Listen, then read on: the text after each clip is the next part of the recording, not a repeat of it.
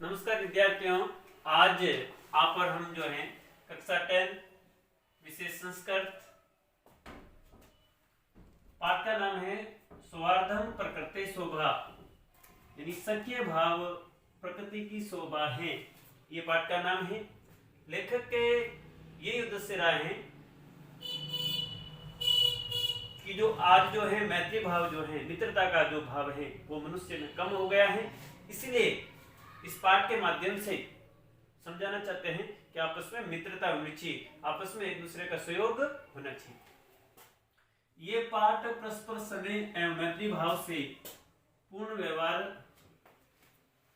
सभी में होना चाहिए, इसके बारे में बताया गया है। पाठ में बताया गया है कि सभी के अंदर प्रेम होना चाहिए, एक दूसरे के प्रति स्नेह भाव होना चाहिए और मित्रता का व्यवहार होना चाहिए।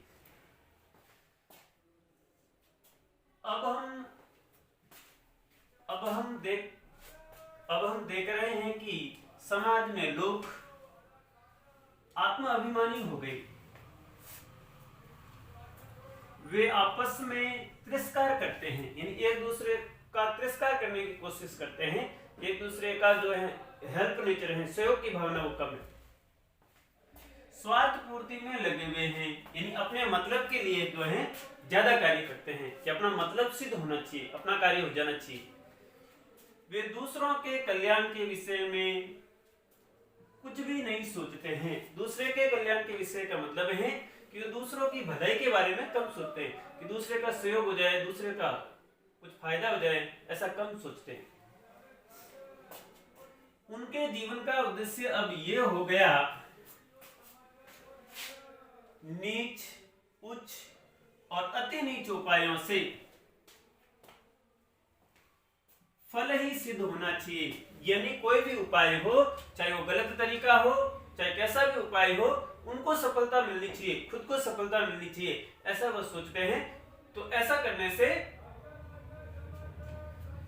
दूसरों का जो है कभी नुकसान नहीं होना चाहिए, ये होना चाहिए। लेखक के कहने का मतलब ये है कि कभी भी दूसरों का भी नुकसान नहीं हो और अपना भी फायदा हो। इस प्रकार से सबको मिलजुल करके एक दूसरे का सहयोग करना चाहिए। अतः समाज में आपस में स्नेह की बढ़ोतरी के लिए इस पाठ में पशु पक्षियों के माध्यम से समाज में जो व्यवहार किया जाता है दूसरों के प्रति, उसको बताया गया है। आत्मसम्मान दिखाते हुए प्रकृति माता के माध्यम से अंत में निष्कर्ष स्थापित किया गया कि समय पर सभी का महत्व होता है। सभी एक दूसरे पर आश्रित हैं, यानी सभी एक दूसरे पर निर्भर हैं, एक दूसरे का सहयोग करते हैं, तभी जो इस संसार के अंदर सबका कार्य अच्छा होता है। अतः हमें अपने कल्याण यानी अपनी भलाई के लिए आपस में प्रेम और मैत्रीपूर्ण व्यवहार से रहना चाहिए। इस पाठ को जो है आप लोग घर पे एक बार पढ़ लेना। आपके HW आज यही है कि आपको एक बार इस पाठ को घर पे अच्छी तरह से पढ़ना है। बुक को खोल करके एक बार अच्छी प्रकार से पढ़ें और पढ़ने के बाद में इसमें जो प्रश्न उत्तर दिए हुए हैं, तो प्रश्न उत्तर भी आपको याद करने हैं। प्रश्न नंबर 1, एक पदेन उत्तरम लिखत। एक शब्द में उत्तर लिखिए। पहला प्रश्न है वनराजः के दुरवस्थां प्राप्तः। वनराज किनके द्वारा दुरवस्था को प्राप्त हुआ? उत्तराणी यानी उत्तर, वानरे मतलब जो बंदर हैं, वानरे।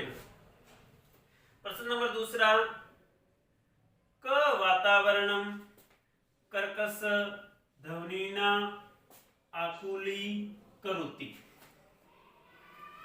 प्रश्न की हिंदी है वातावरण को कर्कश ध्वनि से कौन व्याकुल करता है? तो पाठ के आधार पर इसका जो उत्तर है काक, काक यानी कौवा। कौवा कर्कश आवाज में बोलता है उसकी जो वाणी है वो कर्कश होती है, तेज आवाज होती है, यानी कौवे की वाणी को कोई पसंद नहीं करता है। इसलिए अगला प्रश्न है, कार्कचेष्ट विद्यार्थी कीदृश छात्र मन्यते। कार्कचेष्टा विद्यार्थी कैसा छात्र माना जाता है? तो इसका उत्तर हो गया आदर्श छात्र, यानी कौवे की तरह जो ध्यान रखने वाला जो विद्यार्थी होता है वो आदर्श विद्यार्थी होता है, आइडल स्टूडेंट होता है। क आत्मनम बलशाली विशालकाय पराक्रमी च कथ्यति। अपने आप को कौन बलशाली, विशालकाय और पराक्रमी कहता है? तो उत्तर है गज। गज मीन्स हाथी। पाठ के आधार पे अगला प्रश्न है, वकः कीदृशान मीनान क्रूरतया भक्ष्यति। बगुला किस प्रकार की मछलियों को क्रूरता से खा जाता है? तो उत्तर है वर्कान। अब आपको एक बार और पुनः बता देते हैं कि इस पाठ को आपको घर पे पूरा पाठ बुक में से पढ़ना है। किताब में से पढ़ने के बाद में, इस पाठ को पूरा पढ़ने के बाद में आपको समझ में आ जाएगा। समझने के बाद में इसके जो प्रश्न उत्तर हैं, इन सारे प्रश्नों उत्तरों को आपको कॉपी में करने हैं। कॉपी में करने के बाद में इसको चेक करवाने के लिए आपको एक एक जो है आपको स्कूल में आकर के एक एक को इसको चेक करवाना है। कॉपी में काम होने के बाद में